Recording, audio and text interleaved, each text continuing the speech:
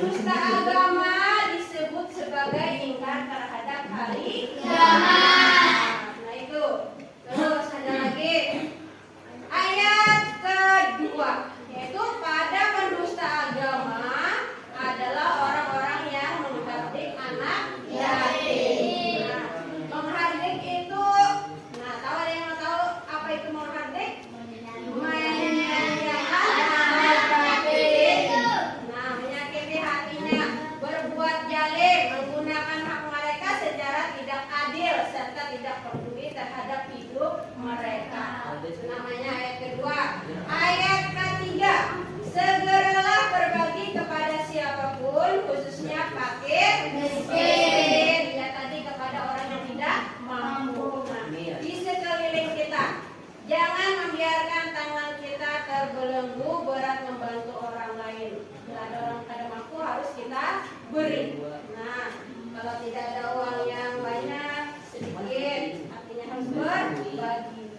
Nah, ayat keempat. Celakalah orang yang sholat tetapi memiliki perilaku tercela. Nah, perilaku tercela tadi perilaku yang tidak baik. Allah mengajak orang yang sholat tapi tidak sampai ke hatinya. Nah, seharusnya semakin khusyuk sholatnya maka semakin terpuji akhlaknya. Semakin khusyuk artinya khusyuk itu apa? Dengan tenang melaksanakan sholat. Nah, itu yang khusyuk artinya tidak mengingat apa-apa lagi, hanya mengingat Allah. Nah itu. Ada lagi. Ayat kelima.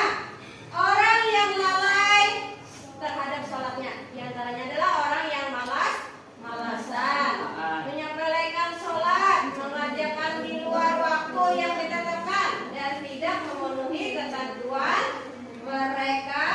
Nah, hanya sekadar sholat untuk menggugurkan kewajiban saja.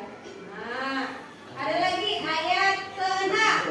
Nah, orang yang berbuat ria yaitu mereka yang beribadah dan sholat semata ingin mendapatkan pujian orang lain. Mereka tidak ikhlas mengabdi kepada Allah. Ibadah yang diikuti dengan perbuatan ria sangatlah rugi. Nah, yang terakhir yaitu ayat kedua, menceritakan. Nah, orang yang enggan memberikan bantuan kepada sesama walaupun hanya sekadar meminjamkan barang untuk keperluan sehari-hari. Yang pertama adalah hemat. Yang ketiga adalah juga utama selain. Yang ketiga samawi. Nah, itu adalah ketiga dari hukum bacaan mim sukun. Yang pertama kita lihat dulu yaitu ihfa safawi. Bagaimana Bu contohnya ihfa safawi? Yaitu jika ada mim sukun bertemu dengan huruf ba. Nah, cara membacanya yaitu sangat antara mim dan ba pada bibir ditahan dua kedudukan.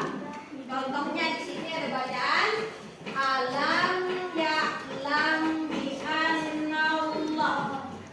Alam ya'lam bi annallah. Mana Bu mim mati bertemu huruf banyak ini? Mim mati bertemu huruf ba. Terus ada yang kedua contoh bacaannya tarmihim bi Aldes. mim mati bertemu huruf ba. Mim mati bertemu huruf ba. Nah, terus ada idgham utama lain. Bagaimana Bu contohnya? Yaitu jika ada mim sukun bertemu dengan huruf mim, yaitu idgham ini atau idgham misli. Cara bacanya memasukkan huruf mim ke dalam huruf mim disertai gunnah. Gunnah artinya dengung. Nah, situ ada contoh bacaannya. Wa amanahu min haub. Nah, wa amanahu min haub. Itu ada mim mati bertemu huruf itu.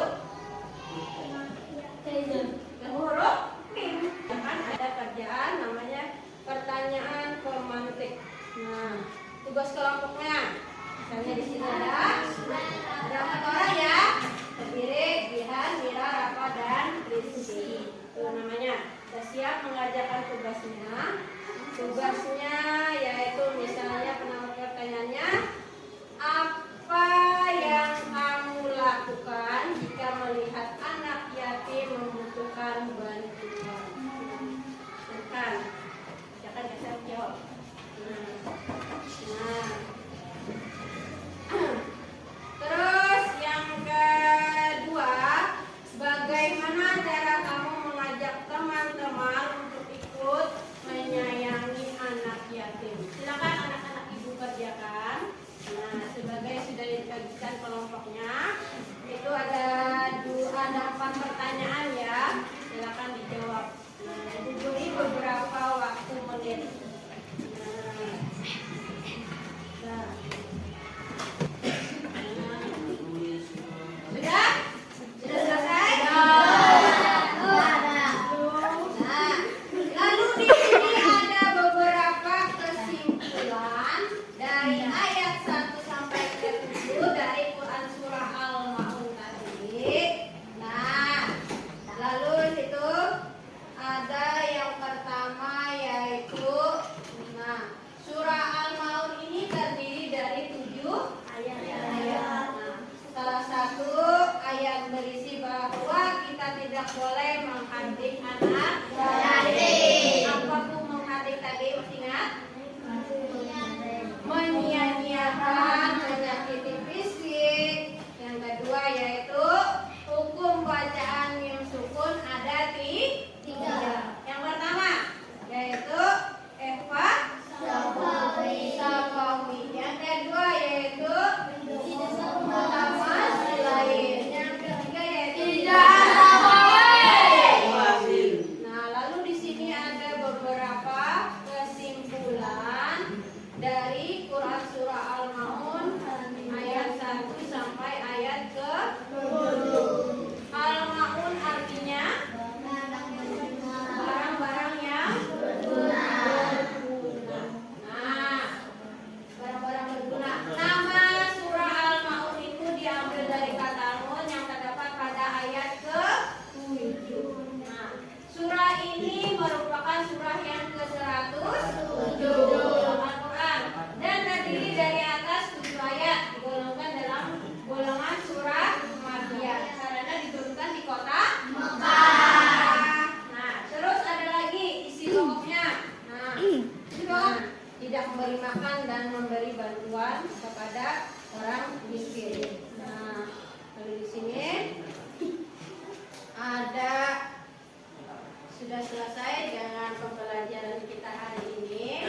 Nah, mudah-mudahan anak-anak ibu nanti bisa mempelajarinya lagi di rumah. Nah, tentang Quran surah Al-Maun dari ayat 1 sampai ayat ke